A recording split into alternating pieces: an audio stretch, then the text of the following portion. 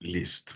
Bueno, hoy arrancamos un nuevo ciclo en el Seminario de Epistemología Contemporánea, un ciclo más bien anarco, rebelde, contrahegemónico, contraintuitivo, contrainductivo y contra todo, con la premisa de que a lo mejor todo sirve, pero también habrá que ver hasta qué punto todo puede servir, ¿no? Es como una de las cosas que también habrá que discutir aquí en este ciclo que arranca. Vamos a leer y discutir el libro de Paul Feyerabend, Tratado contra el Método. Y pues bueno, vamos a arrancar hoy discutiendo la introducción, el capítulo 1 y el capítulo 2, a ver qué ideas renovadoras salen de acá. Claro, veníamos como de un par de sesiones con Marcus Gabriel, con esta lectura del realismo especulativo, el nuevo realismo y cosas como muy contemporáneas de hace un par de años. Nos vamos a devolver en el tiempo cronológico como unos 50 años, este libro del 75, pero a lo mejor acá hay ideas quizás más rebeldes que las que vimos en el mismo Gabriel, ¿no? Y pone en duda pues orientación nuevo realista de la actualidad que otra vez se volca a la realidad, sale el sujeto, pues aquí parece que vamos a volver al sujeto un montón, pero pues también haciéndole justicia a las propiedades de la realidad. Entonces, bueno, hay como varios caminos que vale la pena explorar. No sé, Sebastián, creo que iba a comentar algo. No, pues le di como en la intención de la mano. Entonces, bueno, no sé quién quiera arrancar compartiendo su reacción y ahí vamos conversando. Sebastián ya quedó embalado implícitamente. Me embaló, pero bueno, listo, Sí, sí, echémonos a sí, la ya obra. lo embalé. Vamos, Estaba suprimiendo es el parte de sujeto, la pero ritualidad que es eso que comienza, y quedamos como huérfanos de esa iniciativa, listo. sí. Entonces, si quieres me das privilegios para compartir. Sí, ya va. Es que la cosa, gente. Sebastián. Convertir en moderador. Listo, ya está como moderador.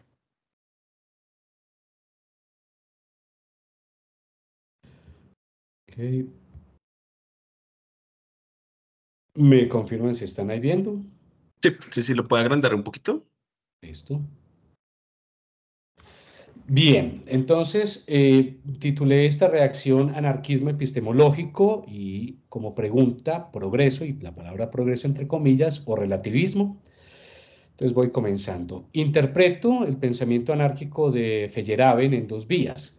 La primera dentro del conjunto de actitudes escépticas como Hegel o de la vigilancia epistemológica de Bachelard, que invitan a una sospecha ante la estabilidad epistémica, pero que propenden a una circularidad virtuosa para el progreso, aunque yo prefiero llamarlo ampliación del conocimiento. La segunda vía la entiendo como una crítica a la noción de ciencia del siglo XX, inclusive más como una crítica ante una ausencia de definición del término ciencia dentro de la filosofía de ciencia, en donde esta, digamos, visto desde Feyerabend, se reduce únicamente a un método, estableciéndose como sobresimplificada, conformista, rígida y hasta dogmática frente a otras disciplinas y tradiciones no científicas. Para el austriaco, esto se opone a una revisión histórica de la ciencia donde, por el contrario, ha sido su complejidad, intuición y actitud subversiva la que ha posibilitado el progreso y ampliación del conocimiento. Aquí para un momento, tal cual como él lo ejemplifica con Galileo y la visión copernicana, y uno también lo puede encontrar en el mismo darwinismo o inclusive en la teoría corpuscular de la dualidad de materia y de onda del mismo Einstein. Continúo. Quizás es ahí donde Feyerabend, en su analogía política, plantea su anarquismo, el de derrocar no a la ciencia, sino a su noción reduccionista, a su monismo metodológico y epistemológico, que cercena la complejidad del mundo o de campos de sentido y sus conceptualizaciones, en este caso pluralidad epistémica para retrotraernos a lo que hemos visto, y que además subsume a las demás disciplinas, tradiciones y cosmovisiones en dicho monismo. Así, invita también desde un dadaísmo frívolo, tal cual como él lo plantea, a abrazar múltiples racionalidades, métodos y epistemologías con actitudes creativas, críticas, lúdicas, informales, desparpajadas y hasta irracionales. Aquí me detengo y es ahí donde me parece pues muy atractivo la manera también que es desde mi punto de vista muy actitudinal en la manera inclusive de la formalidad del lenguaje. Eso era algo que yo le compartía a Kevin días atrás, de cómo todos estamos afiliados a una manera de expresarnos formalmente, como validez inclusive tanto del método como de las formas de materialización del conocimiento, pero que tener inclusive formas de expresión pues desparpajadas, inclusive hasta antiestéticas, también pueden ser como estos reactores o estos detonantes a propuestas que sean inclusive más interpeladoras en el ámbito del conocimiento. Termino entonces acá ya con lo último y es, no obstante, queda el sinsabor de que en esa elevación metodológica y epistemológica, a partir de su manifiesto de todo sirve, su invitación caiga en una suerte de relativismo epistémico y que, si bien podría subsanarse desde las teorías de la complejidad, se podrían llegar a escenarios sin intersecciones epistemológicas y también diría ontológicas, con difíciles desafíos de contradicción, un poco lo que se ha planteado a lo largo del seminario y es, bueno, yo puedo tener distintas orillas, distintas pluralidades epistemológicas, pero cuando nos encontramos, cuando generamos estas intersecciones que pueden pasar y mucho más cuando quizás las creencias o las verdades que se postulan en esos campos de sentido puedan entrar en contradicción. Y entonces termino con la pregunta un poco, yo sé que caricaturesca, pero ¿cómo poder analizar, predecir y ejecutar el lanzamiento de un satélite poniendo en diálogo el terraplanismo con la teoría de la esfericidad de la Tierra? Entonces, hay como para poner un poco en crítica ese postulado de elevar de lo débil a lo fuerte en lo que propone Feyerabend.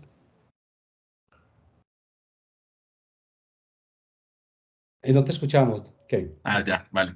Pues muy chévere, Sebastián. Me parece que esa suspicacia cae bien ahí para arrancar un poco, ¿no?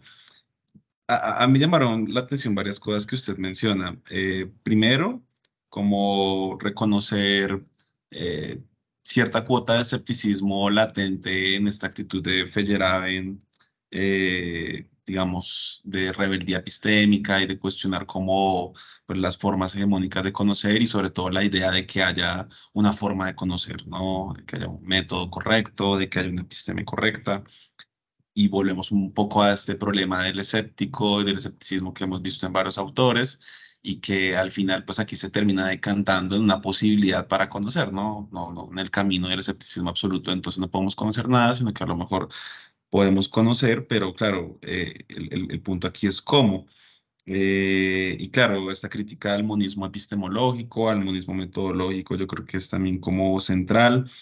Esta idea de, claro, tomar, digamos, tomar en consideración otras formas de conocer que inclusive desafían la racionalidad, me parece como muy potente, ¿no? Al menos la racionalidad de cómo lo conocemos en Occidente. Ya uno podría pensar que a lo mejor cuando él busca en algún pasaje un vínculo entre ciencia y mito, como algo que a lo mejor no está tan lejos, no cerca, y podríamos pensar de que esta idea de mito pues también es otra racionalidad distinta, ¿no?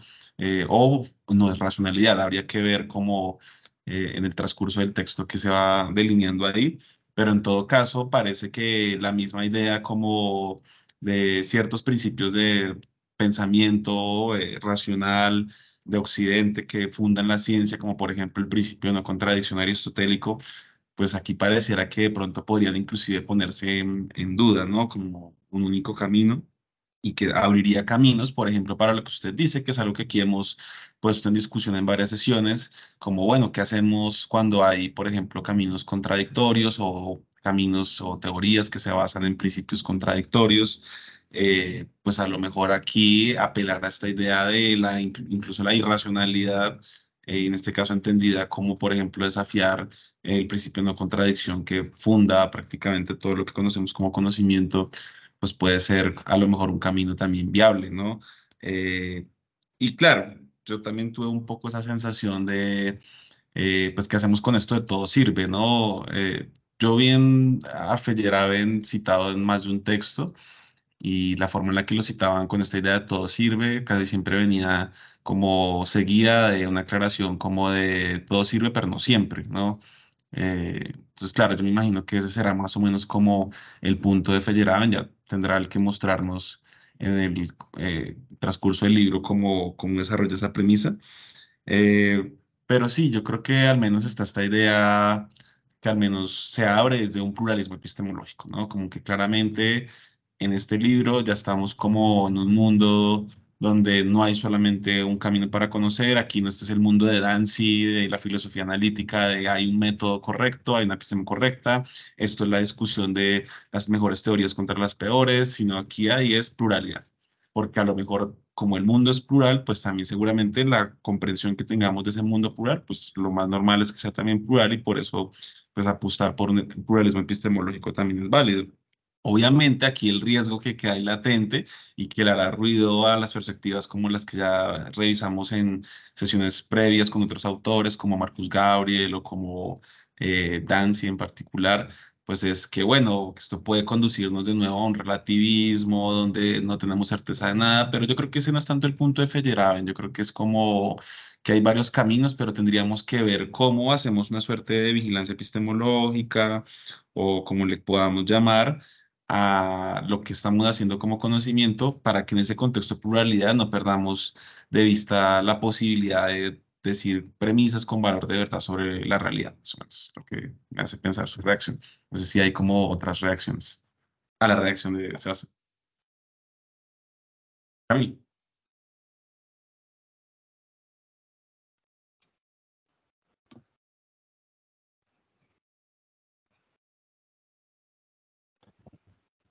dale, Camil.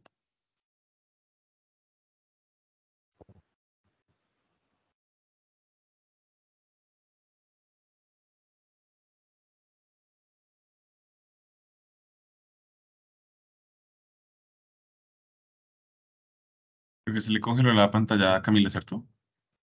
Parece que sí. Sí, Que se cayó. efectivamente.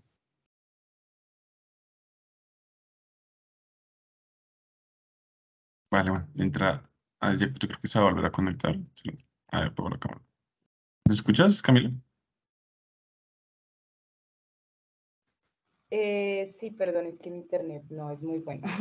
Dale, dale, tranquila, ya te Yo escuchamos. justo iba a decir que respecto al tema de todo sirve, pues dos cositas. Uno, que yo siento que uno tiende a pensar que quizás Feyerabend es un poquito relativista, pero yo no lo consideraría propiamente relativista, ¿no? Yo creo que justamente cuando él dice esto de que todo sirve, aboga por que hay distintos, digamos, caminos que nos pueden ayudar a conocer, ¿no?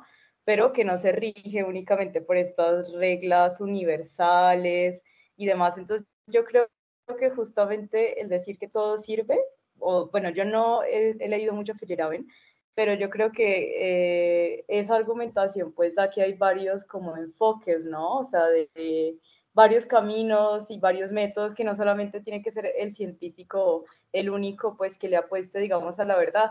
Es más, yo creo que pone también en cuestión mucho esa noción de verdad, ¿no? Creer que lo único verdadero es justamente lo que entra, digamos, en esas comprobaciones y demás. Y yo creo que incluso es un conocimiento que si bien ha sido como muy cerrado, porque lo que hace Feyerabend también es un poco criticar ese positivismo lógico, ¿no? Ese reduccionismo. Eso también ha establecido como unas jerarquías de conocimiento, ¿no? Como que establece la ciencia como un conocimiento superior a demás conocimientos y yo creo que eso ha reproducido un montón de ideas que por ejemplo, que no sé, la medicina, la única que sirve es la medicina pues de la ciencia y demás, pero quizá la medicina de las plantas y esta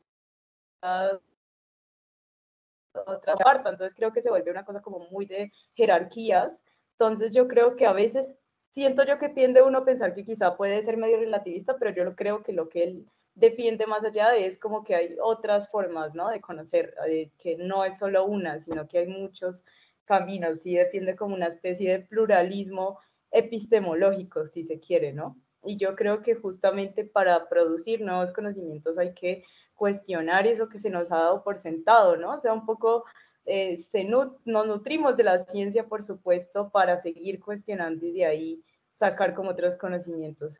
Entonces, pues nada más quería apuntar como respecto a esa idea de que todo sirve, cómo lo interpreto yo y ya, eso era todo. Sí, yo también sospecho que es como por ahí, Andrés. Bueno, yo voy a coger el peaje de María Camila precisamente en esa vía, no sé si, y en respuesta a Sebas para compartir mi reacción. De una, hágale. Yo también estoy con María Camila, yo creo que aquí quizá el tema no sea, digamos, el tema de decir que es relativista, quizá, digamos, con la lectura posterior pudiésemos un poco como decantar ese, porque yo creo que el libro, en últimas, el modo de escritura de Feyerabend es un poco menos denso que Gabriel, ¿no? Entonces da para una suerte de interpretación un poco más liviana, ¿no? En su concepción me gustó mucho la manera como el hombre escribe. Hemos leído muchos filósofos de la ciencia y creo que aquí hay un punto como muy interesante incluso para trabajar yo pensaba mucho con estudiantes de pregrado, ¿no? Porque es una manera como muy simple de explicar algunas cosas complejas. Entonces me pareció una herramienta muy interesante para llevarle incluso a nuestros estudiantes. Entonces dice lo siguiente, la ciencia como una práctica liberal, entre comillas, y Sebas ya lo mencionó, dadaísta. Él ahí en una pie de página, él como que enuncia porque él prefiere ser llamado dadaísta en vez de anarquista, aunque en últimas, pues el principio general es una suerte de anarquismo epistemológico. Supone poner en cuestión, y creo que aquí está como el corazón del asunto, principios generales, que eso también lo dijo Sebas, que puedan orientar al científico en su labor de construir conocimiento. Más adelante voy a expresar lo que para mí Feyerabend va a conocer como conocimiento, que creo que ahí también hay una cosa muy clara. Quizás esta tarea tradicionalmente suponga un ejercicio reduccionista y monista, como él critica, ¿no? Él critica ciertas tradiciones de la ciencia, porque pues él proviene del positivismo, ¿no?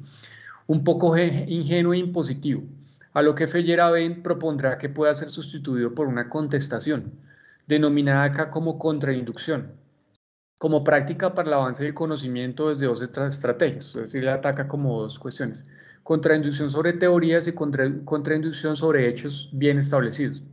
De esta forma, el científico puede asumirse como anarquista adoptando un enfoque pluralista, y él en la parte final, en el final del capítulo 2, va a definir cómo se consigue un anarquista del conocimiento. Un anarquista se parece a un espía que entra en el juego de la razón para socavar la autoridad de la razón, verdad, honestidad, justicia, que son una suerte de principios que a veces yo siento que en la lectura se quedan como ciertas hipocresías, es decir, a veces falla un método, a veces yo pienso que estoy aplicando bien una estrategia, pero resulta que en el transcurso de la acción y de los acontecimientos históricos, culturales, esa estrategia ya no se adapta, esa teoría ya a la fuerza no entra, pero yo a veces prefiero como ocultarlo porque ya estoy sobre la marcha, porque quizá el científico teme retroceder porque se está exponiendo su vulnerabilidad. Entonces yo veo la crítica de Feyerabend más en una suerte de humildad epistemológica, ¿sí? De reconocer los límites del conocimiento. Entonces esa definición me pareció muy bacana, o sea, yo quedé encantadísimo con esa, casi que la pondría así como en la tesis postdoctoral. Eh, Dice también sobre el conocimiento, que creo que es como clave también que entiende él por conocimiento. Llama la atención su concepción del conocimiento en el marco de esa suerte de estrategia anarquista. Entonces, otra cita: el conocimiento no consiste ahí cuando él está discutiendo sobre todo la contradicción sobre teoría. El conocimiento no consiste en una serie de teorías autoconsistentes que tiende a converger en una perspectiva ideal. No consiste en un acercamiento gradual hacia la verdad. Por el contrario, el conocimiento es un océano siempre en aumento de alternativas incompatibles entre sí y tal vez inconmensurables. Toda teoría particular, todo cuento de hadas, todo mito, eso es lo que estaba mencionando ahorita nuestra compañera, forma parte del conjunto que obliga al resto a una articulación mayor, y todos ellos contribuyen por medio de este proceso competitivo al desarrollo de nuestro conocimiento. Tal vez yo pondría ahí como un suspenso a qué se refiere el con proceso competitivo, porque quizá de pronto pues aquí derrumbaría pues, como el tema de que fuera relativista en que todo vale, sino que de hecho sí hay una pugna por explicar mejor el mundo, pero que pues que cada uno tiene como sus formas y sus procedimientos. Desde esta perspectiva, y concluyo con esto, podríamos pensar que para el científico se hace necesario ya no pensar en una suerte de revolución científica cuneana que conlleva el cambio de un paradigma, y si por el contrario, contemplar delante de sí toda una suerte de fracasos oscuros, grises, avances y retrocesos que proveen una suerte de ciencia más humana y por tanto más humanista. Y ya creo que el tema del relativismo podría ser discutido desde ese punto de vista, intentando como llegar un poco a lo que Feyerabend quizá nos quiera expresar, pero yo particularmente confieso que voy a seguir leyendo el libro completo. Creo que encontré un buen material ahí de trabajo muy interesante. Ya salió un nuevo Feyerabeniano, ¿no? Mentiras. Sí, yo creo que hay puntos claves, ¿no? Esta idea de que aquí el telos no es la verdad, ya esto no es Dancy por ningún lado, sino lo que hay es como alternativas sobre la realidad, ¿no? Y dentro de esas alternativas, que a lo mejor son múltiples, inconmensurables, de todos modos, esa presión que hace Andrés me parece clave, yo creo que es un poco por ahí, o así lo veo yo, pues igual también hay de todos modos un intento de discutir, pues, cuál de estas teorías se acerca un poco más. Pero también pensando, por ejemplo, en ciencias sociales, pues es que cada teoría pues tiene un alcance que tiene que ver también con lo que llamamos luego la construcción del objeto y pues la teoría explica una parte de la realidad social y hay otras teorías que por otro camino explican otra parte de la realidad social y no necesariamente pues una y otra, pese a que partan a veces de supuestos ontológicos o de premisas madre diferentes, contradictorias, pues de todos modos, a lo mejor yo creo que existen esas teorías porque hablan de cosas que a lo mejor existen en la realidad, ¿no? Y porque la realidad a lo mejor también contiene esas contradicciones y la aspiración de unificar todo en una sola teoría, pues no se puede ni en física y menos en ciencias sociales, porque a lo mejor el mundo contiene esas contradicciones y por eso a lo mejor hablamos de contradicción como algo que tiene lugar en el mundo. Y esto último de, claro, cuando usted menciona esto de Kuhn, de a lo mejor el camino aquí no es revolución científica, sino que a lo mejor estamos condenados como en ciencias sociales a tener un conocimiento multiparadigmático. O sea, no es como que llegó un paradigma y acabó con el otro, sino lo que tenemos son múltiples caminos para abordar problemas porque tenemos problemas abiertos como estructura de individuo, como el poder, etcétera.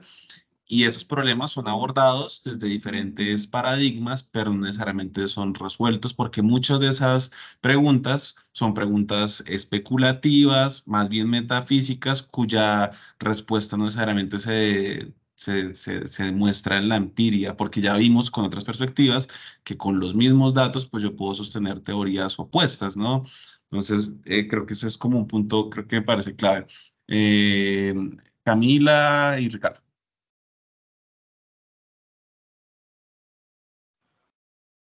Dale tú que vivas primero, Ricardo. Ay, perdón, sí, el 2 fue primero que el 3. Ricardo y Camilo. Sí, bueno, pues em, me gustaría explorar un poco desde dónde se está tocando el tema del relativismo. Parece que el relativismo para este grupo es algo negativo, o algo indebido, algo que no funciona. Pero me acuerdo de Franz Boas, un antropólogo muy reconocido de los años 30, los años 20 del siglo XX. Y este caballero hablaba del relativismo cultural, justamente. Y es una teoría bastante potente según la cual, pues todas las culturas terminan siendo iguales sin importar de dónde estén, y son válidas, ¿no? Y eso me lleva un poco a la pregunta que hacía Sebastián en torno a, a dónde dejamos a los terraplanistas en este proceso de satélites despegando de la Tierra y girando alrededor de la Tierra. Y pues seguramente estamos frente a mundos soñados, según Feyerabend, ¿no? Y seguramente este mundo de los satélites también es un mundo soñado, seguramente también es una invención. Y, y en ese mundo soñado hay muchos mundos soñados. El de los terraplanistas también es uno de esos mundos soñados y vale la pena mirar cómo funcionarían los satélites desde su perspectiva. Em, y si no tenemos en cuenta esa perspectiva, creo que tenemos un problema. un problema. Y yo concuerdo con Feyerabend de que quedarnos solamente con una corriente, una tendencia, por bien que esté funcionando, sería desconocer otras posibilidades, ¿no? Entonces lo que nos propone Feyerabend es, pues, escuchemos diferentes mundos soñados y a partir de ahí, pues, avancemos, ¿no? Avancemos, exploremos, hagamos cosas. Yo pensaría que mi reacción va mucho en ese sentido del satélite y los terraplanistas un poco, pero desde la perspectiva que Camila mencionaba al final, que era todo este aspecto médico. Tal vez lo que yo diría abonaría o ayudaría con esta conversación que estamos teniendo. No sé si escuchamos a Camila y luego me permiten hacer mi presentación, por favor. Vale. Bueno, iba a decir otra cosa, pero voy a retomar también ahí desde donde decías. Para mí, bueno, denme un segundo, voy a bajar, porque es que acá mi internet es horrible. Pero si quieres seguir ahondando en eso, yo respondo al final, no pasa nada, para dar tiempo. Dale, sí, sí, sí, dale.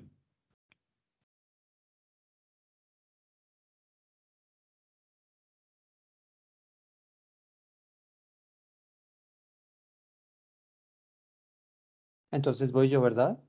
Sí. Listo. Voy a ver si puedo compartir esto. Un momento. A ver.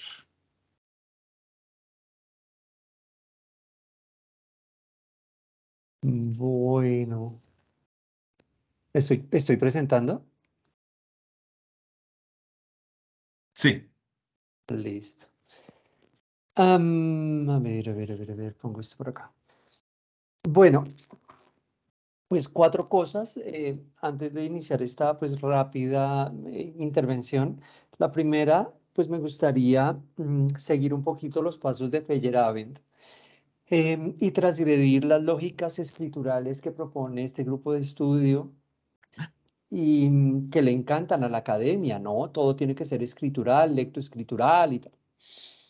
Y la segunda cosa es permítanme jugar como un niño, como lo propone Feyerabend, con algunas palabras e ideas para intentar explicar lo que aprendí de esta primera lectura de Feyerabend.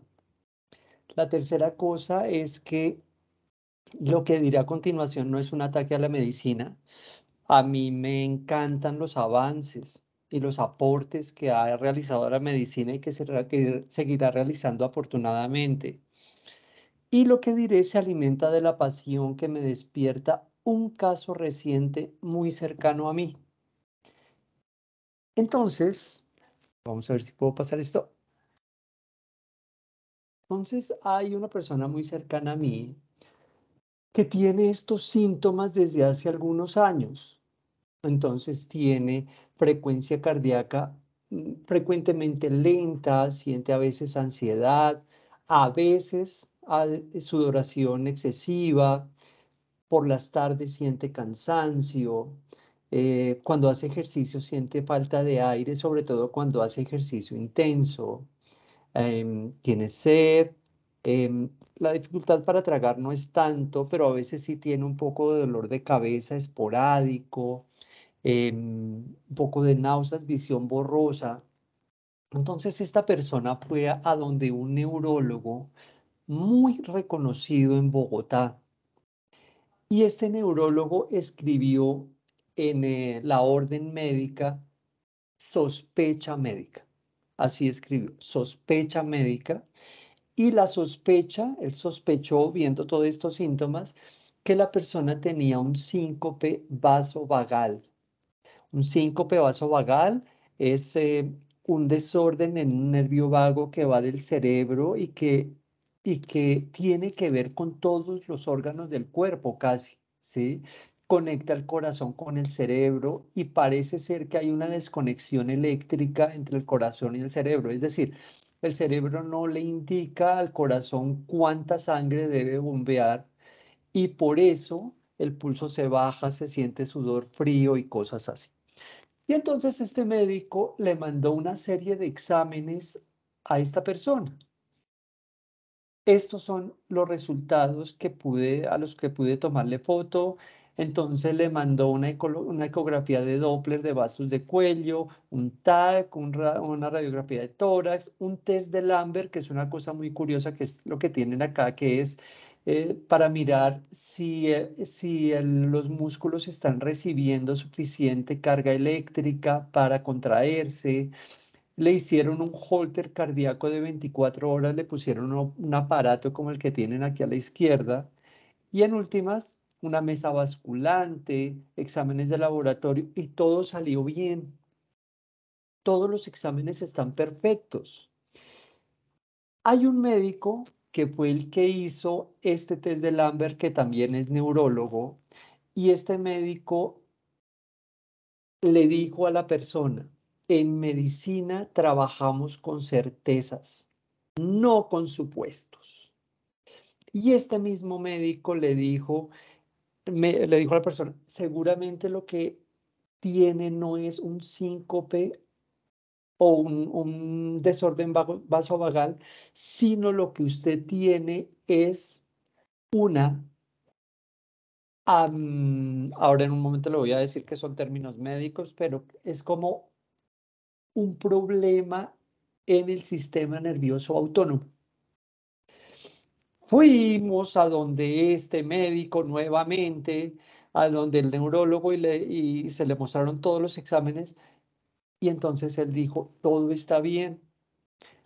Lo que usted debe tener, segunda sospecha médica, es depresión, le dijo a la persona. Y la depresión debe estar ocasionada por un problema en los neurotransmisores. Los neurotransmisores son unas sustancias químicas que transitan desde las neuronas a los músculos, a las glándulas, a otras neuronas. Y algunos de esos neurotransmisores tienen nombres rarísimos, como ustedes los ven acá. Entonces le preguntaron a estos médicos, a este médico: ¿qué pruebas de laboratorio permiten medir los neurotransmisores? Y contestó: no existe una prueba médica para eso. No existe una prueba médica, pero el psiquiatra le va a hacer una batería de preguntas y le van a formular medicamentos para mejorar el tránsito de neurotransmisores. Esto llamó poderosamente la atención después de escuchar al médico anterior, también neurólogo, diciendo: en medicina trabajamos con certezas, no con supuestos. Muy bien. Tenemos entonces síncope vasovagal, disautonomía en el sistema nervioso autónomo. Entonces, la ciencia médica ve este problemita médico como un problema en el flujo eléctrico químico cerebro-corazón. Inhibe cualquier intuición, entonces tiene unas pruebas. No tiene en cuenta el trasfondo cultural del sujeto. Tiene unas reglas muy estrictas. Excluye todo lo que se sale de los exámenes diagnósticos. Y tienen unos principios incontrastables, aunque funcionen con sospechas. Según Feyerabend, estamos frente a una especie de lavado de cerebro. Y de otro lado, la persona en cuestión ha preguntado, se me fue una tilde ahí, a unas personas que trabajan con terapia neural. Es una persona que se formó en España, pone unas agujas como si fueran acupunturas. Y entonces esta persona dice: no, es que el nervio vago no solamente es flujo electroquímico, sino que está asociado a desórdenes emocionales. Seguramente si usted mejora su emocionalidad, va a mejorar esto del síncope o de la disautonomía. Hay otros especialistas que se han consultado, que trabajan con teoría holística oriental, y ellos dicen: no, no, no, pero es que el nervio vago, que poco se ha estudiado, tiene que ver con desórdenes emocionales, pero también tienen que estar asociado con el autocontrol. Es decir, si usted logra aprendizajes internos para autocontrolar las emociones, la furia, la ansiedad, eso va a ayudar. Haga Tai Chi Chuan, cante, toque guitarra y cosas así. Le recomiendan estos terapistas. ¿Qué dirán los chamanes? ¿Qué dirán otras personas, otros especialistas, digamos? En este orden de ideas, lo que propone Feyerabend es la necesidad de que haya nuevos sistemas conceptuales para chocar, para mantener en suspenso conceptos y procedimientos ordinarios, por ejemplo, en este caso, la ciencia médica. Él denomina esto contrarreglas, contrainductivo. Es decir, está bien los exámenes de laboratorio, por supuesto, pero escuchemos también otros mundos soñados. Y en ese orden de ideas, todo puede servir, ¿no? Y finalmente, me llama mucho la idea de un programa para Feyerabend. Lo que él dice es, el proceso mismo no está dirigido por un programa bien dirigido y no puede estar dirigido por un tal programa porque es el proceso el que contiene las condiciones de realización de todos los programas posibles. Esto me suena un poco esotérico y espiritual. Me gustaría conversar un poco al respecto con ustedes. Bueno, hasta aquí lo que he podido entender acerca de Feyerabend y creo que es un ejemplo que puede aportar un poco a esto que estamos conversando. Gracias. Gracias, Ricardo, por la rebeldía contra las reglas escritas del seminario. Tan necesario para que esto sea plural. Camilo. Bueno, ahora sí. Pues bueno, retomando el tema del relativismo, que yo creo que algo que diferencia a Feyerabend de caer en ese relativismo es que él no está diciendo que cada camino distinto de conocimiento es completamente válido, sino que justamente hay diferentes modos de conocimiento, ¿no? O sea, por un lado, bueno, tú mencionabas el terraplanismo, yo ahí sí me distancio porque digo, yo creo que hay algunas evidencias que desaprueban un poco esa teoría, pero si él fuera relativista diría, bueno, podría ser terraplanista o podría el mundo no serlo, pero yo creo que él no está tomando una postura medio tibia, digamos, en el asunto, sino que justamente está haciendo una crítica a esa idea, pues, positivista, ¿no? Que tú decías algo muy interesante y es que si las ciencias normalmente te piden unos resultados exactos, unos resultados que normalmente son verídicos porque son observables también, pero yo creo que pues no es el único método ni es la única manera, digamos, que hay para conocer. Eso por un lado del relativismo. Otra cosa que pensaba yo es que justo el academicismo y demás, pues también ha establecido una sola forma de conocer, ¿no? Y también porque la historia misma se ha construido desde una sola forma de hacer historia, y entonces ahí es donde yo digo, hay una jerarquización del conocimiento, ¿no?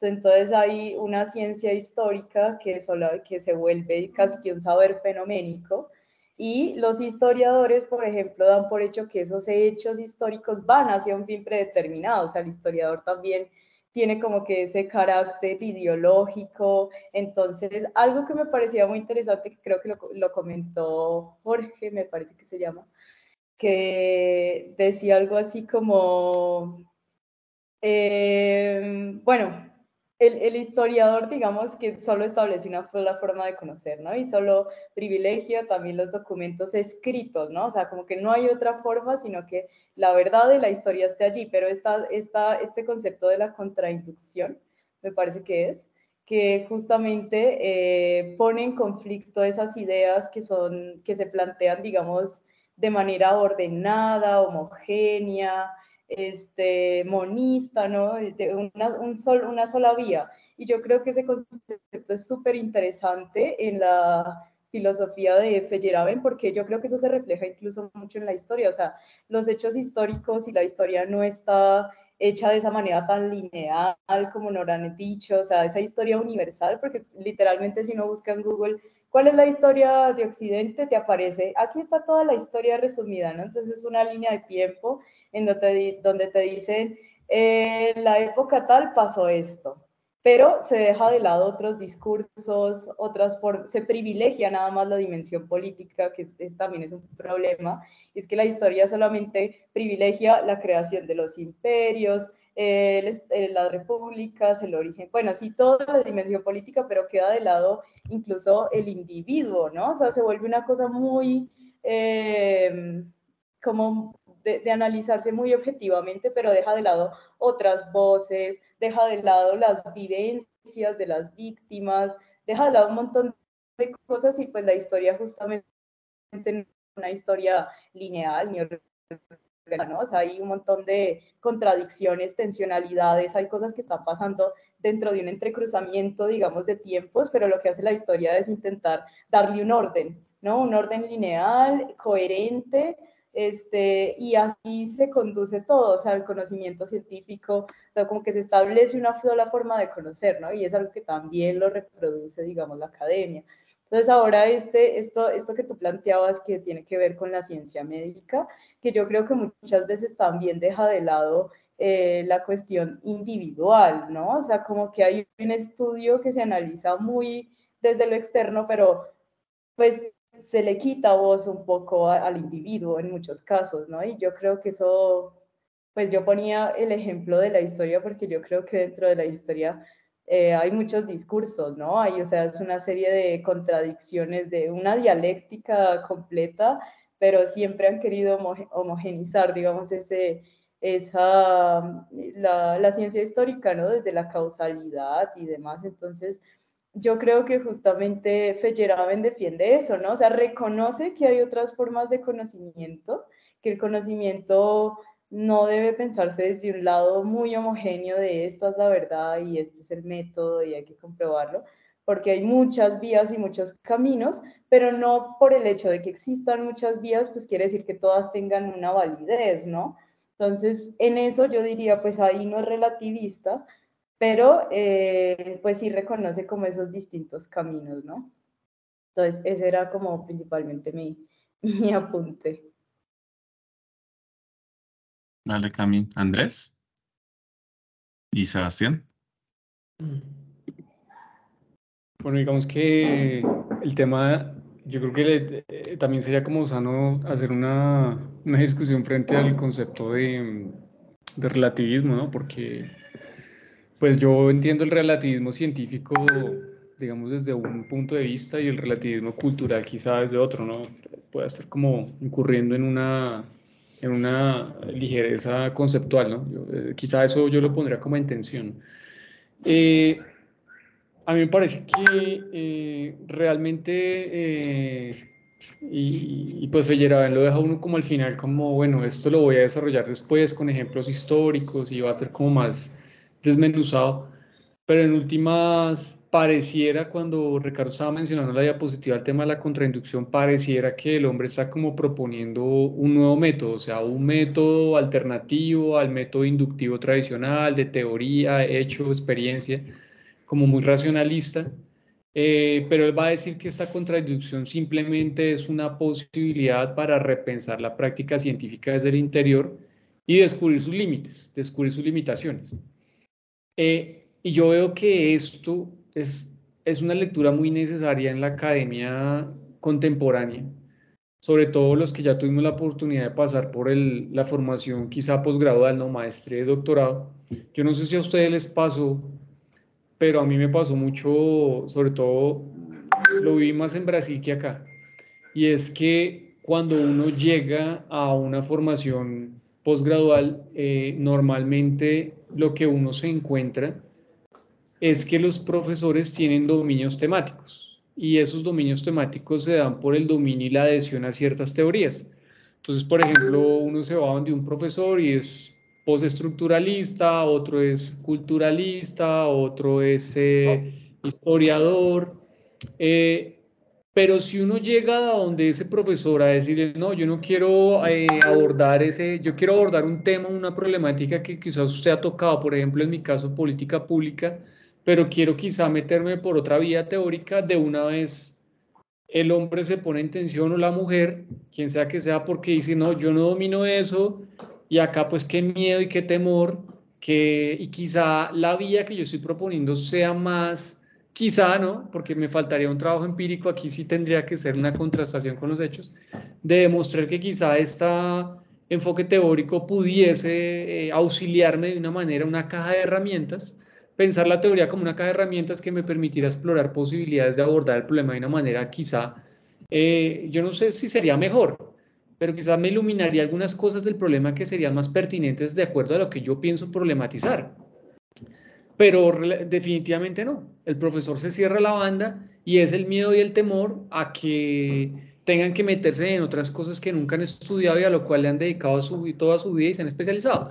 Entonces, todo esto para decir que el anarquismo que propone aquí Feyerabend se queda corto y no llega a esa academia moderna, porque esa academia moderna está para mí montada en un escenario de verdades que a veces como que reducen la posibilidad de seguir creciendo por un lado y limitan la posibilidad de encontrar esos límites que nuestro conocimiento tiene, o sea, encontrarse uno vulnerable y decir, venga, quizá debería también explorar estas otras posibilidades porque en su conjunto, y era algo que decía Kevin, podrían componer, y parte, por ejemplo, lo que hacemos en este seminario, ¿no? Como poner en tensión esas cosas.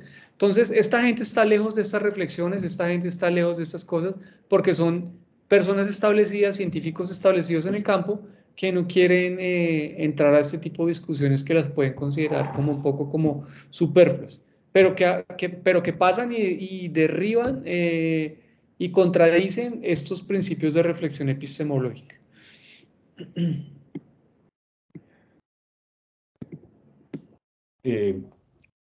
Intervengo yo acá nuevamente. Todo lo que se ha expuesto acá me parece maravilloso, especialmente, pues me gustó mucho la idea como Ricardo también plantea y pone, digamos, como en la atención sobre esos diálogos interepistémicos o pluriepistémicos para llegar quizás a un fin común.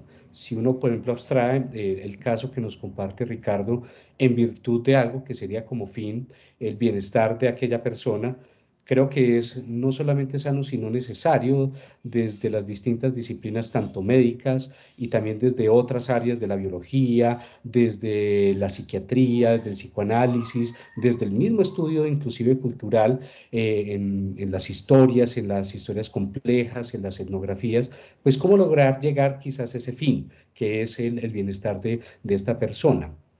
Digamos que yo me abstraigo un poco de lo positivista, pues yo soy del campo de la música y digamos que durante todo este tiempo y especialmente en el ejercicio musicológico mi interés ha sido principalmente pues como darle validez precisamente a una suerte de relativismo cultural. De hecho es una de nuestras discusiones recurrentes con Kevin que yo tiendo más, digamos, hacia ello y me siento bastante cómodo en ese aspecto porque digamos que en la música podemos no buscar una verdad y un hecho que corrobore precisamente una proposición, sino que nosotros mismos somos los creadores y los gestores de esa realidad, de esas existencias que tienen validez, significación en distintos contextos precisamente, situándolos como en ese cerrar cultural a veces inconmensurable que es lo que plantea el relativismo cultural.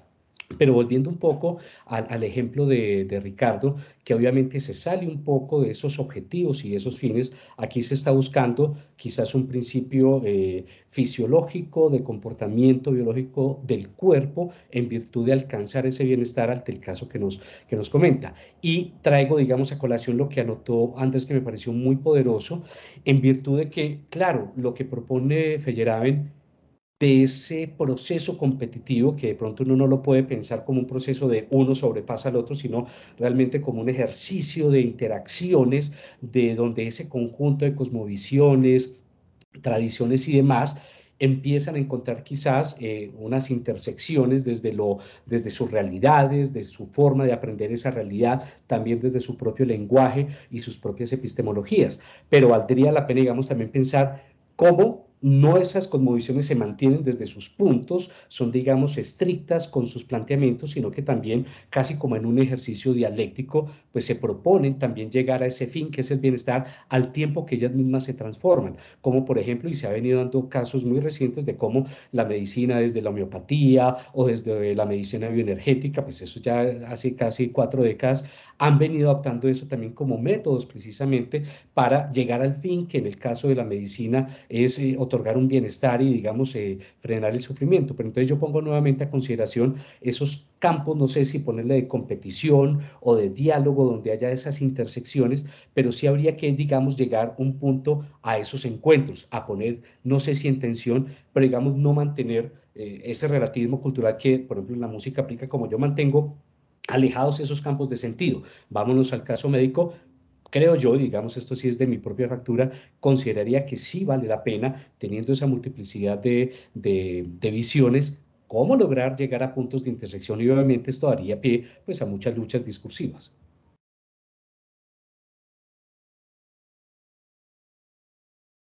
Ricardo.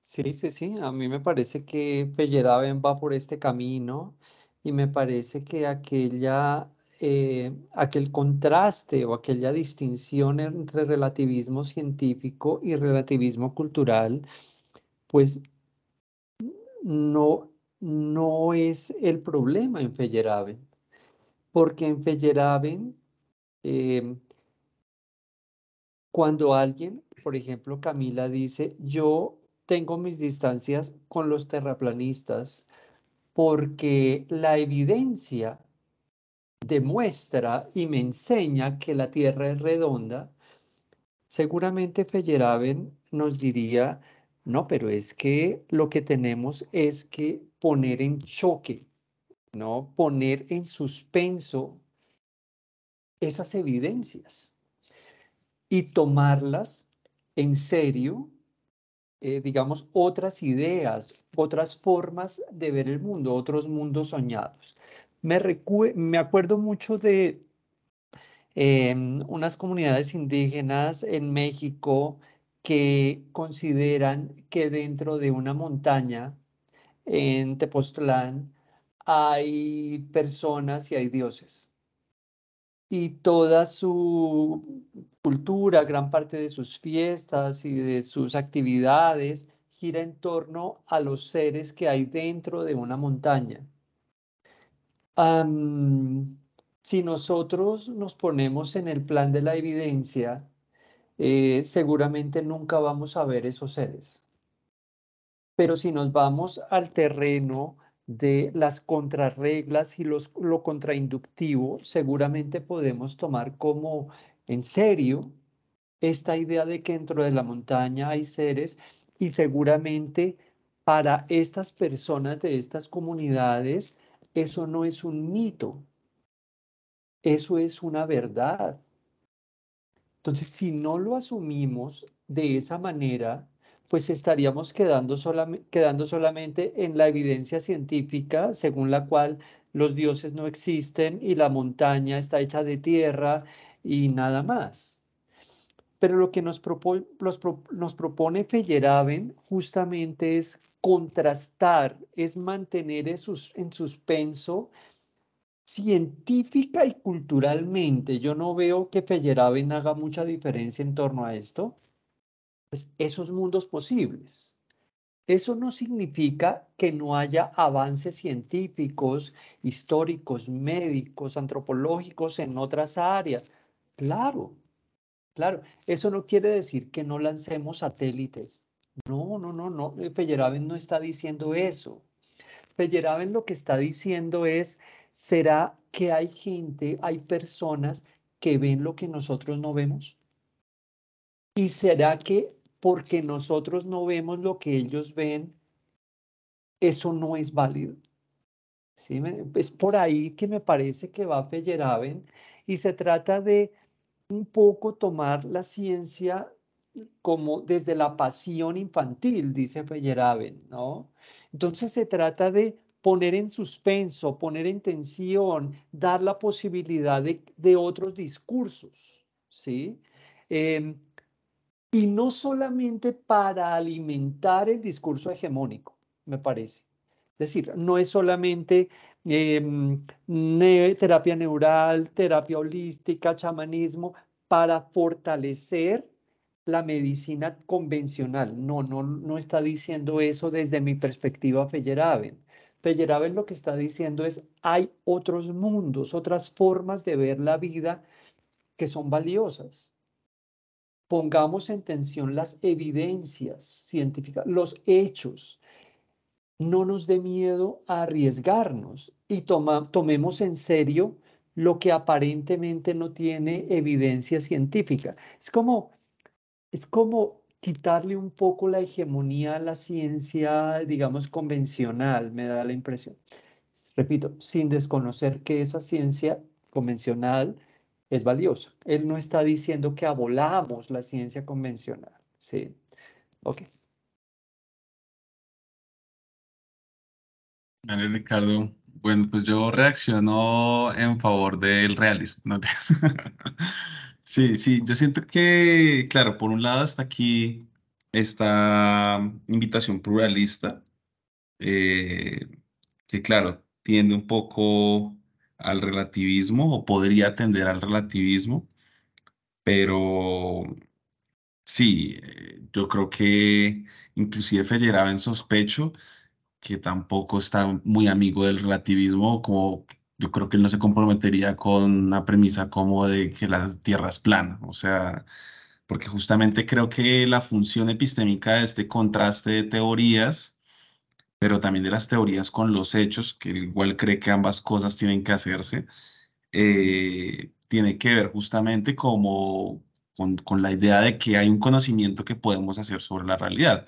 ¿Que ese conocimiento puede ser plural? Sí, listo. Por supuesto que sí. Tenemos teorías múltiples sobre el poder, sobre la luz, sobre mil cosas. Pero sí que aquí yo creo que en Feyerabend todavía hay como una intención, una aspiración a tener unos mínimos de, pues uno lo llama verdad, pero a decir premisas sobre cosas que acontecen en el mundo, ¿no? Es decir, yo creo que en ese sentido, estas posiciones, por ejemplo, como la de Boas, la antropología relativista de los años 20, 30, que dominó todo el siglo XX, la antropología y yo creo que las ciencias sociales en general, salvo ciertas corrientes, digamos, más materialistas, eh, yo creo que tiene también problemas.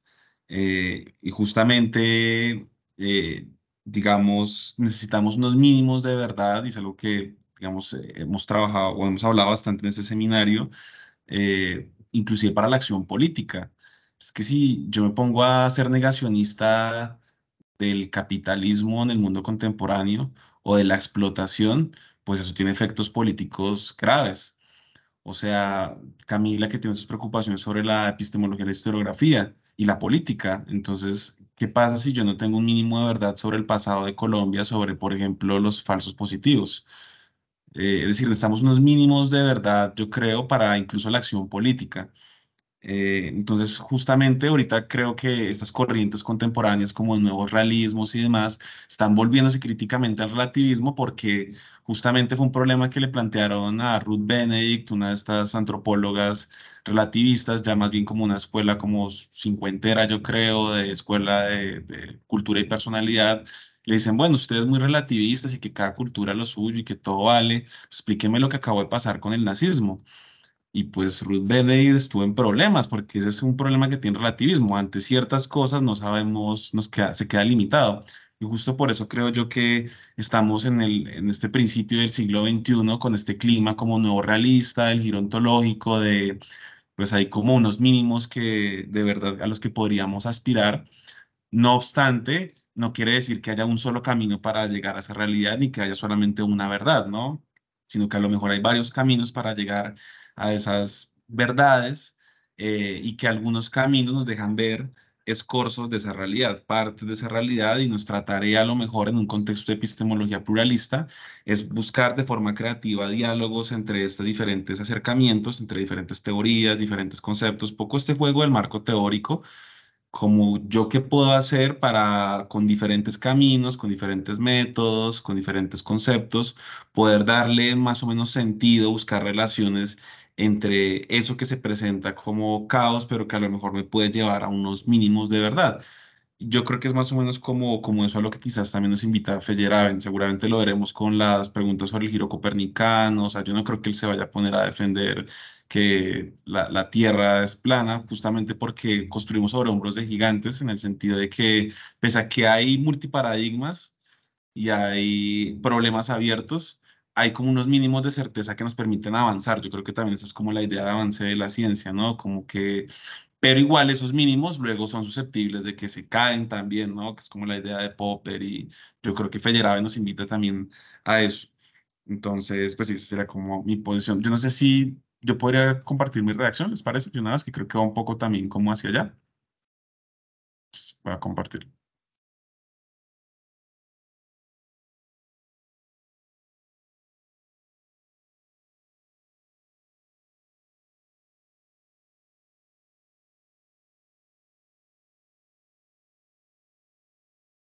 ¿Ahí se ve bien? Listo. Sí. De acuerdo con Feyerabend, la ciencia no conoce hechos desnudos. Los datos no hablan solos. La organización, correlación e interpretación de dichos datos por parte de un sujeto es condición fundamental para la transformación de meros hechos empíricos en conocimiento. La teoría es necesaria para aprender los datos. La teoría necesita sujeto, mucho sujeto. Einstein sostenía que no hay método para encontrar relaciones entre hechos empíricos aislados. Ello se logra mediante la razón pura, la intuición, la creatividad. Por eso la ciencia es un producto humano. Si Einstein está en lo cierto y la empiria sin metafísica no hace ciencia, a lo mejor el pluralismo epistemológico es inevitable, pues está sujeto a la razón pura, a la creatividad humana, a la invención, a la imaginación. Y esa imaginación es plural, pues emana de cabezas y contextos sociohistóricos diversos. Feyerabend tenía una intuición similar al considerar la ciencia cercana a las artes, las humanidades, al mito. A lo mejor la creatividad humana es un elemento central de la construcción de conocimiento. El método despoja de creatividad al sujeto que conoce. El método aspira a eliminar al sujeto. El conocimiento sin sujeto es un conocimiento incompleto, pues sin metafísica no hay ciencia. Un método fijo no tiene sentido en la ciencia. La ciencia a lo mejor es como la realidad, cambia. Romper las reglas ha sido necesario para los cambios o avances de la ciencia. El conocimiento es posible gracias al pluralismo epistémico, gracias a la existencia de teorías disímiles, incluso contradictorias, que se rebelan contra las teorías hegemónicas o los hechos incuestionables. De eso trata el principio de contrainducción al que invita Feyerabend: actitud anarquista, dadaísta, rebelde, restitutiva de la creatividad, reivindicadora del sujeto. Entonces, las preguntas por los primeros principios son fundamentales a la hora de construir conocimiento, para no caer en una suerte de empirismo ingenuo.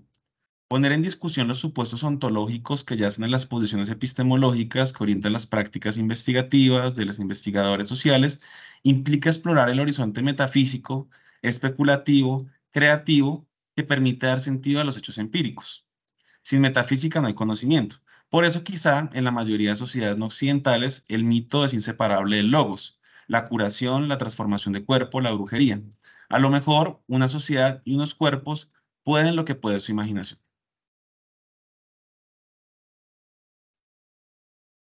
Muy bien, ahí hice como un revuelto entre mi posición frente a Feyerabend y mi preocupación íntima sobre los supuestos ontológicos, ¿no?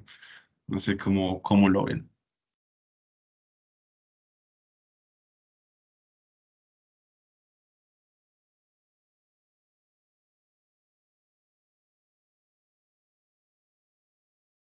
Sí, a mí me parece muy pertinente y me parece que este párrafo de quizá en la mayoría de sociedades no occidentales el mito es inseparable al logo, del logos, la curación, las transformaciones del cuerpo, la brujería.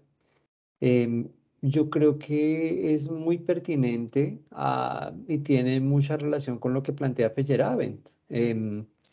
Em, la pregunta entonces aquí podría ser, y yo creo que Feyerabend nos invitaría también a ampliar esta idea, no solamente a las sociedades no occidentales, sino también a las occidentales. Es decir, no es que el mito es inseparable del logos solamente en las sociedades no occidentales. Seguramente nosotros también andamos en ese mismo plan, pero mm, como que los mitos los volvemos un poco ciencia, ¿sí? Em, ok, me parece una interesante reacción la de Kevin. Sí, yo creo que esto de pensar esta relación mito en el mundo contemporáneo, yo creo que sí es teoría, o sea, esto de vemos hechos empíricos y luego entonces, claro, en el siglo XIX arranca el capitalismo y Marx ve relaciones entre lo mismo que está viendo Weber, pero ambos llegaron por caminos muy distintos a conclusiones complementarias, ¿no?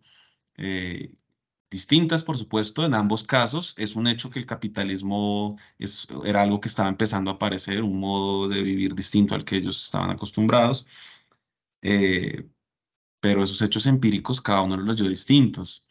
Entonces esto me vuelve a poner en crisis con estas perspectivas de las que veníamos del nuevo realismo, donde pilas con el sujeto, ¿no?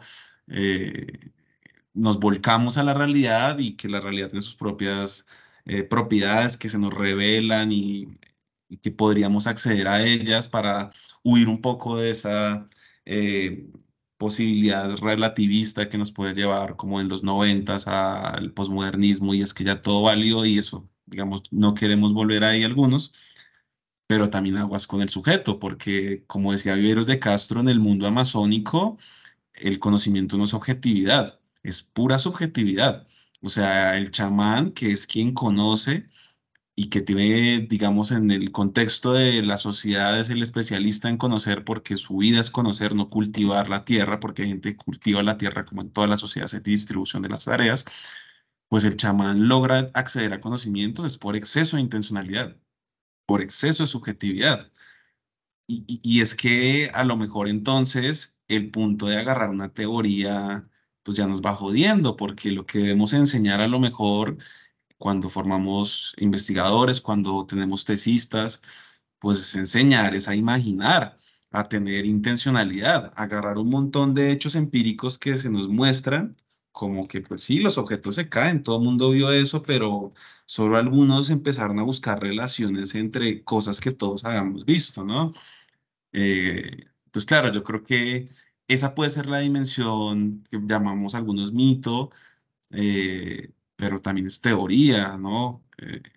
Y a lo mejor entonces una discusión contemporánea sobre el nuevo realismo implicaría también salir del sujeto, pero también volver al sujeto, ¿no? Que si hacemos esta discusión contemporánea en el giro ontológico, en el realismo especulativo, los nuevos realismos, y nos salimos del todo del sujeto, pues estaríamos otra vez con la tentación de caer en un empirismo ingenuo y en un realismo ingenuo. Y si volvemos, por ejemplo, a Gabriel con esa última premisa del libro, donde a lo mejor las cosas tienen propiedades en sí mismas, los sentidos son propiedades en sí mismas de las cosas, pues nos vamos jodiendo, porque quizás lo que aquí nos está discutiendo es la interpretación y la interpretación es otorgar significado, sentido, y la interpretación es humana. Y a lo mejor el Internet no está ahí, lo descubrieron los científicos y técnicos occidentales, sino fue un invento, es una magia, como se pudo haber llegado a la brujería en otras sociedades o a la curación. Entonces, a lo mejor perspectivas como la de Feyerabend nos liberan en ese sentido del método y nos permiten soltar la creatividad y soltar la creatividad de nuestros estudiantes o de las personas a quien podamos orientar también ese proceso. Entonces, bueno, esto a mí me hizo pensar muchas cosas y ese capítulo cambió mi vida reciente.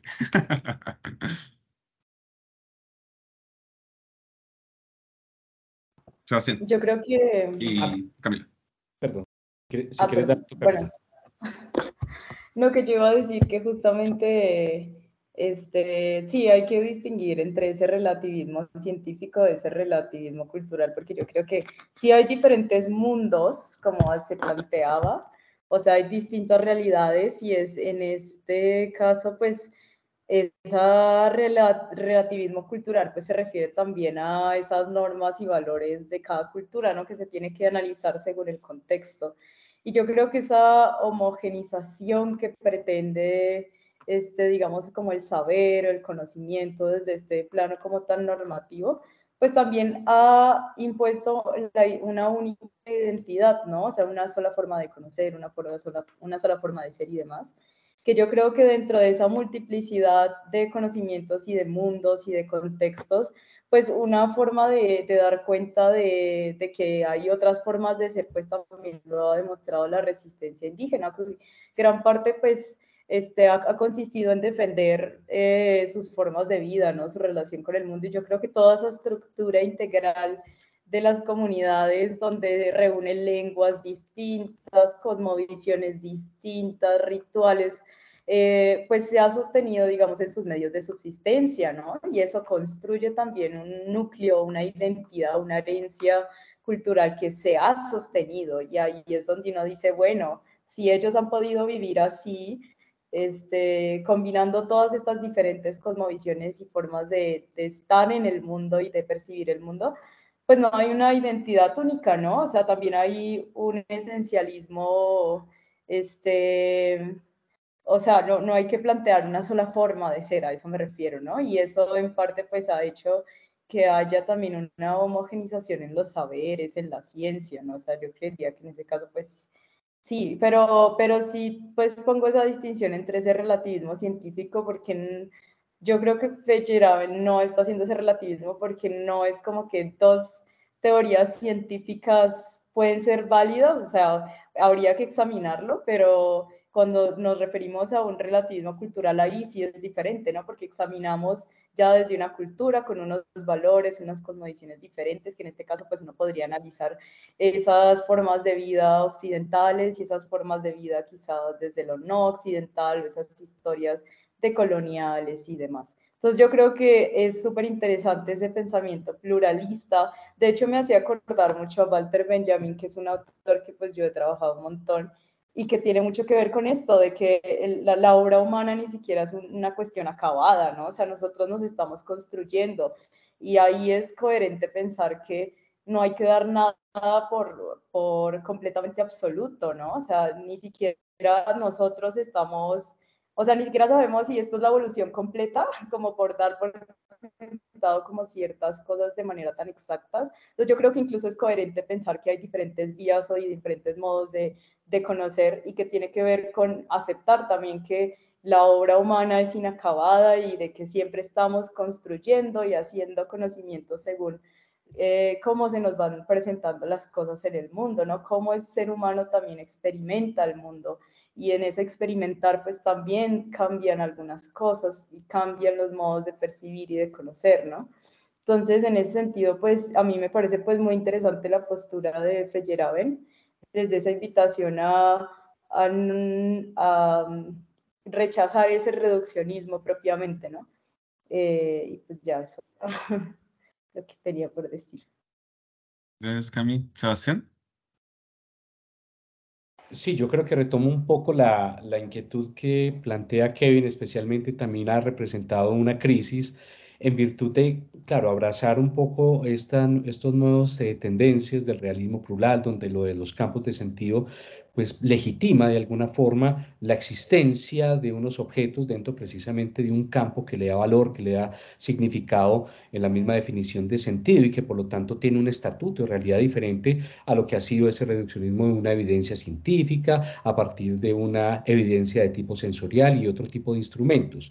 Eso obviamente abre un poco también como ese panorama de una diversidad, de un pluralismo de realidades, y al mismo tiempo pues lo que se propuso en las sesiones anteriores era que eso tenía que derivar en un realismo epistemológico, perdón, en una pluralidad epistemológica. Lo que sí de pronto nos pone como en contradicción es esa última parte, y Kevin lo anotaba, de cómo inclusive pareciera establecerse una suerte de realismo epistemológico, es decir, que exista ya una conceptualización a partir de una representación de las propiedades que son en sí mismas sentidos inherentes en los objetos, que obviamente, digamos, como que desplaza al sujeto y que yo lo planteaba de alguna forma en mi entendimiento como un mero observador de esas realidades en esos campos de sentidos con los cuales son un reflejo y que se vuelven conceptos y teorías. Obviamente lo de Feyerabend aquí como que nos devuelve inclusive en el tiempo a una postura un poquito más de, no, el conocimiento, digamos, yo sí lo creo y me parece por eso tan poderoso lo de Feyerabend, es una cosecha de la humanidad, una cosecha de los sujetos, de las comunidades, y que puede entender a distintos caminos, sin duda alguna, quizás, y aquí sí se vuelve a plantear, en una serie de intersecciones de realidad entre distintos campos. Creo que el reto, digamos, el siguiente paso que esperaría yo también ver en la evidencia histórica, aquí me suscribo nuevamente a evidencias con lo del libro, a ver, como a tratar de dilucidar un poco, claro, cómo él plantea quizás esos diálogos a los que yo quisiera apuntar, teniendo en cuenta esa elevación de todo sirve, de los distintos relatos, de los distintos conceptos, bueno, cuando se visibilizan, pueden dialogar, pueden entrar en esa competición que anotaba muy bien Andrés en su momento, llevan eso a unos fines comunes o cada uno a unos fines y unas verdades o a unos sentidos propios de sus propios campos, discúlpeme la redundancia, y si de pronto tienen puntos de encuentro en eso que, volviendo otra vez al ejemplo de Ricardo, que me parece muy valioso, es hacia un fin que es el bienestar de esa persona, independiente de los campos o las epistemologías que entran ahí en discusión. Andrés. Sí, no, yo pues ya teniendo como a la hora, pero me llamó mucho la atención algo que usted escribió, Kevin, ahí en el último párrafo sobre ese tema de los principios generales. O sea, que usted creo que es una posición suya frente al texto, ¿no? Como decir, no podemos pensar que no hay principios generales, porque eso sería caer en una ingenuidad, ¿no? En ser ingenuos epistemológicamente, algo así. Es que perdí de vista el texto, no lo estoy viendo acá, pero bueno. Creo que es una posición suya, ¿no? Esa es como la primera pregunta que quería hacerle, ¿no?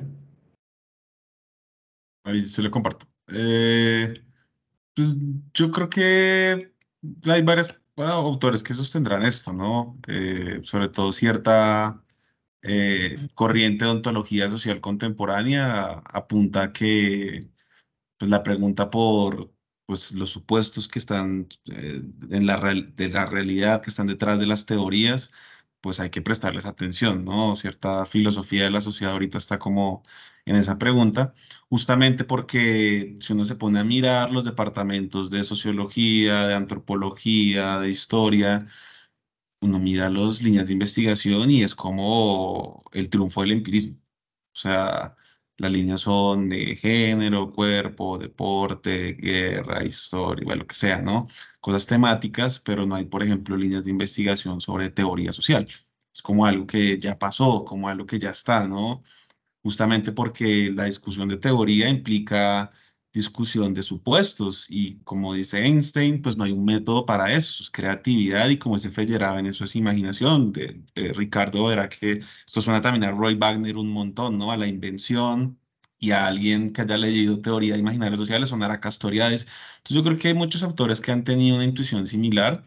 eh, pero digamos que esa es como la forma en la que estoy tratando de organizar mi pregunta por concretamente los investigadores sociales, pues cuáles son los supuestos ontológicos que tienen. Y pues yo en mi revisión bibliográfica no he visto un primer estudio empírico que indague con los historiadores, las antropólogas, propiamente, pues cuáles son esos supuestos ontológicos, ¿no? Esa parte metafísica, creativa, y contrastarlo con sus prácticas científicas propiamente, que es como lo que yo pretendo hacer en el doctorado.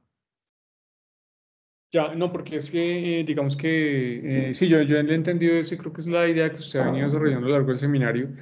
Yo, digamos, tratando de entender a Feyerabend y apegándome al autor que estamos trabajando hoy, a mí en este momento me genera un conflicto pensar si él está muy distanciado de esa posición o no. Porque realmente yo leí el prólogo, no sé si ustedes lo leyeron, en el prólogo, sobre todo en la primera página en Maya, como que dice, esto es mi viaje, este es mi cuento, este es mi problema específico. Y él dice que no hay racionalidad, y racionalidad la entiendo como ese gran marco de principios generales que orientan rígidamente un proceso investigativo, que en última sería el método científico, ¿sí? El método científico positivista que ya hemos mencionado, que es hegemónico, que ha sido hegemónico y que aún hoy en día, incluso a los investigadores los llevamos incorporados. Muchas veces se nos es difícil desasujetarnos de esa manera de entender el conocimiento, ¿no? Yo creo que como esto es una discusión, esto es un libro que él lo crea en una discusión con Lakatos, o sea, ellos están como contraargumentándose uno al otro. Yo siento que él como que le está peleando a Lakatos como esa posición de esos principios generales. Entonces él dice que no existen, o sea, él en ese primer prólogo está diciendo, eso no está, pero sí hay como experiencias de otros que sirven, incluso él dice disparates metafísicos, teorías abandonadas, cosas que otros ya no hicieron que yo digo, bueno, puedo hacerlo. Yo diría en este momento, ¿será que esos también son principios ontológicos? Pero no sé si principios, en el sentido porque para este man definitivamente no hay principios, pero sí hay como piezas de un rompecabezas que me pueden ayudar a mí para poder asumir un proceso. Incluso más adelante él va a decir, no tiene sentido formular de una forma general y al margen de los problemas específicos cuestiones como qué criterios seguiría para preferir una teoría u otra. Y al final dice, la ciencia se encuentra mucho más cerca de las artes de lo que se afirma en nuestras teorías de conocimiento favoritas. Entonces, mi conflicto va por ahí, o sea, ¿será que esos principios, esos mínimos básicos de apertura a un proceso investigativo, no tendrían más que ver que como unas reglas generales para proceder, más como estos encuentros y desencuentros que yo voy teniendo con un problema de investigación, con una teoría, y que no significan que por asumirlos yo esté siendo relativista, ni esté siendo liviano, ni esté cayendo en el todo vale, etcétera, etcétera, etcétera. ¿Cómo usted, digamos, contemplaría eso desde esta lectura muy rasa de Feyerabend? Sí, yo lo que entiendo de su pregunta es como que, claro, Feyerabend dice, no hay un principio o un conjunto de principios generales para hacer conocimiento. No hay un método, no hay monismo epistemológico, no hay monismo metodológico, eso, porque lo que hay es pluralismo, ¿no? Hay como siempre han habido varios caminos, yo creo que él nos va a mostrar en la historia de la ciencia, de que han habido siempre teorías distintas, que a veces por varios caminos se llega a Roma y si ese dicho existe es porque algo habrá que exista así tomando en serio el conocimiento popular también, ¿no? Entonces, claro, yo creo que el punto de él es que hay varios. Y el hecho de que hayan varios no quiere decir que no existan esos primeros principios. Yo lo que entiendo de todo esto es que cada uno de los caminos, cada una de las epistemes, cada uno de los paradigmas, cada una de las teorías se fundamenta en supuestos ontológicos. O sea, esto es como la idea del fundamentalismo, ¿no? Tenemos premisas observacionales que las vemos empíricamente, pero hay cosas que no vemos, como la dominación.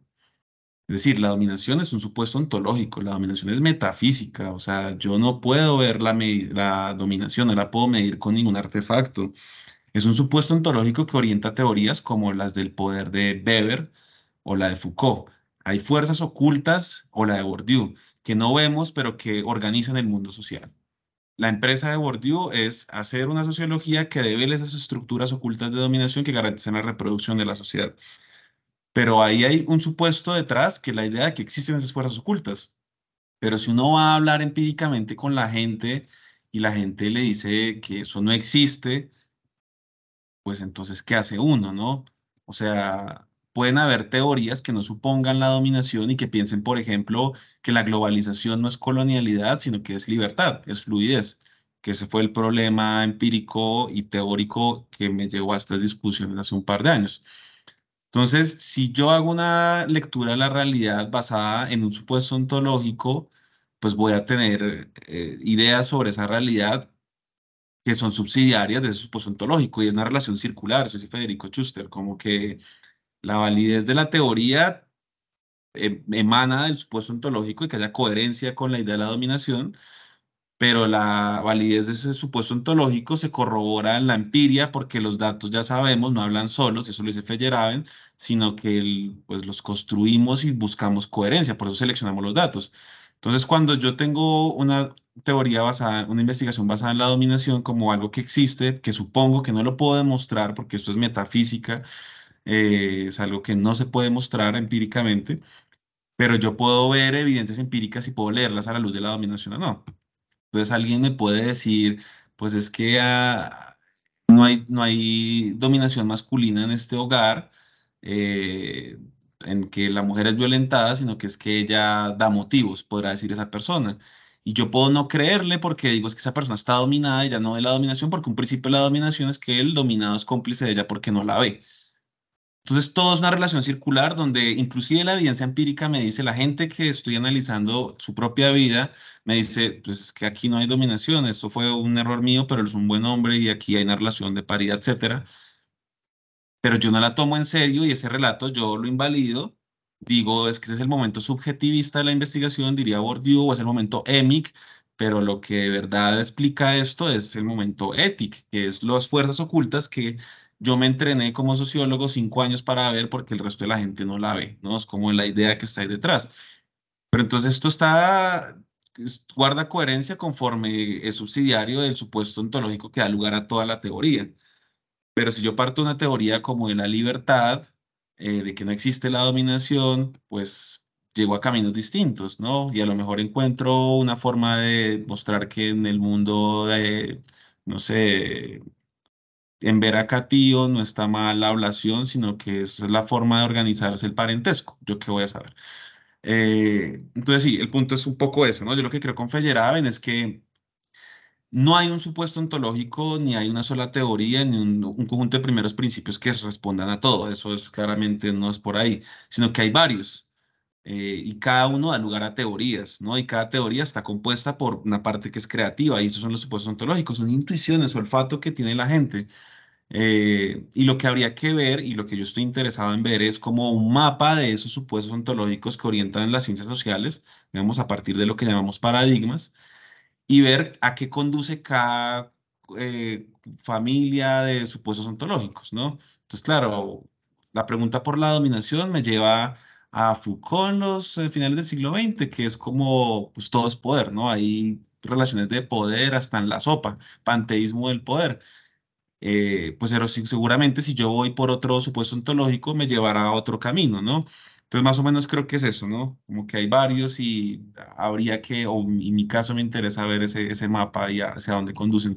Y a lo que invitaría a lo mejor el pluralismo epistemológico es el reconocimiento de esa pluralidad de caminos y de supuestos y hacia dónde me llevan, hacia dónde me conducen, pues me permitiría hacer ahí sí diálogos de la interdisciplinariedad, diálogos de triangulación metodológica que son intuiciones que tuvo esta gente de la teoría de la complejidad en el siglo XX también, ¿no?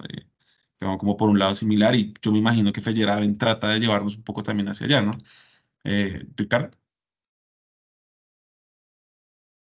Sí, no, yo solamente quisiera tener en cuenta esto que están discutiendo para mirar cómo lo aborda Feyerabend en los siguientes capítulos. Por ejemplo, ¿será que Feyerabend ve una distancia tan profunda entre lo émic y lo ético? ¿Será que Feyerabend ve una distancia entre lo subjetivo y lo objetivo? ¿O será que esas distancias es lo que él está cuestionando y está problematizando? ¿Será que el tema de la dominación se puede ver desde otra perspectiva sin desconocerla? Hay una antropóloga que se llama Natalia Quinceno que escribió un libro que se llama Vivir Sabroso, ¿no? Que lo escribió acerca de las experiencias en Bojayá después de la masacre. Y lo que ella vio es que los atrateños, afroatrateños, pues veían la dominación desde otra perspectiva, que no era la perspectiva del centro del país, pero no se desconoce la dominación. Creo que es el punto central de Feyerabend. Él no quiere desconocer eh, la dominación, el poder, la medicina y otras cosas o la historia. No, yo creo que no se trata de eso, sino se trata de ponerlo en juego con otra perspectiva, de ponerlos en tensión. Yo creo que es por ahí. Entonces, en ese sentido, valdría la pena en próximas reuniones y con próximos capítulos a bordo volver a retomar este tema de lo émico y lo ético, lo objetivo y lo subjetivo y el sujeto en Feyerabend. Sí, yo también tengo muchas ganas de ver qué dice ese man sobre todo eso. Bien, pues son como ya las 7:11, no sé si alguien quiere compartirnos algo más o para ir cerrando. ¿No? Bueno, pues entonces estuvo sabrosa la charla. Nos vemos el próximo lunes. Miremos el texto. Yo no lo tengo aquí a la mano. Que leemos. ¿Qué tan largos están los próximos capítulos? ¿Alguien lo tiene a la mano por ahí? Pues yo tengo aquí el libro y yo creo que podríamos leer desde la 18 a la 38 o a la 37, no sé, o sería capítulo 3 y 4. Capítulo 3 y 4, sí. 31 a la 38. Sí, yo creo que funciona así. Más o menos es como lo que estamos leyendo siempre, como 15, 20 paginitas. Yo creo que funciona el capítulo 4 y 5. ¿Les parece a todos? Ok, 3 y 4 entonces. Vale, entonces nos Vale. vemos el próximo lunes. Un Cuídense. abrazo. Chao. Chao. Bye. Chao, esté Gracias. bien. Bye. Felicidades, chao.